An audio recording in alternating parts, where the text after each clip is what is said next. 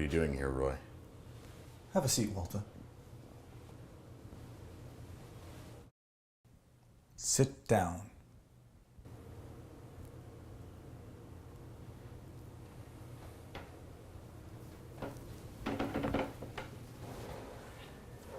This is a professional courtesy. No one knows I'm here, understand? Walt, you have a good thing going here. We all do. And you want to risk it all on one junkie. Now, I understand the two of you have a bit of a history, but that boy's been on the bubble for a while now. This is a long time coming. What is? After I was discharged from the military, I joined the police force. Me and my partner would get called out on domestic disputes quite often. Easily over 100 in my first few years alone. But there was this one guy. This one piece of shit that I'll never forget. Gordy. He looked like Bo Svensson. Remember him, walking tall? You don't remember. No. Anyway. Big boy, 270, 280. But his wife, or whatever she was, his lady, was tiny, like a bird. Arms like little branches. Anyway, we'd get called out there every weekend. And every time we'd pull off to the side and say, come on, tonight's the night we press charges.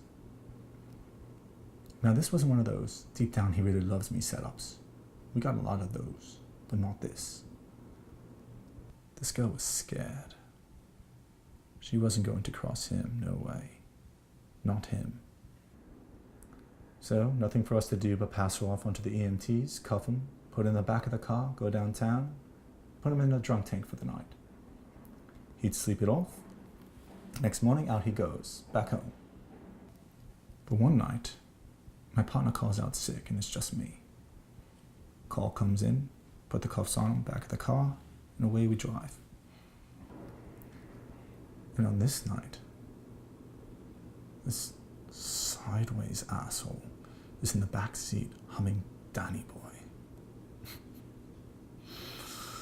And it just rubbed me wrong. So instead of left, I go right, into the middle of nowhere. I kneel him down in the dirt and I put my pistol in his mouth and I tell him, this is it. This is how it ends for you. And he's crying, going to the bathroom all over himself, swearing to God he'll never touch her again, screaming as much as one can with a pistol in your mouth. And I tell him to be quiet, because I need to decide what I'm going to do here.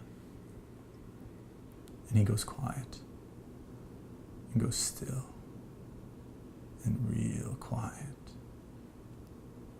like a dog waiting for scraps at the dinner table. And we just stand there a while.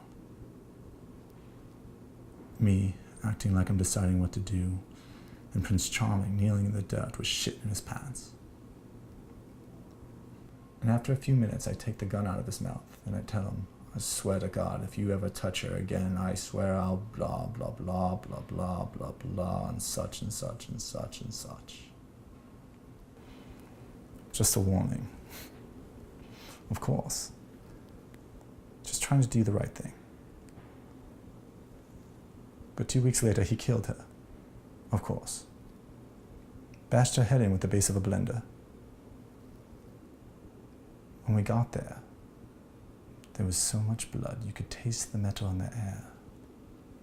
The moral of the story is, I took a half measure when I should have gone all the way. And I never made that mistake again.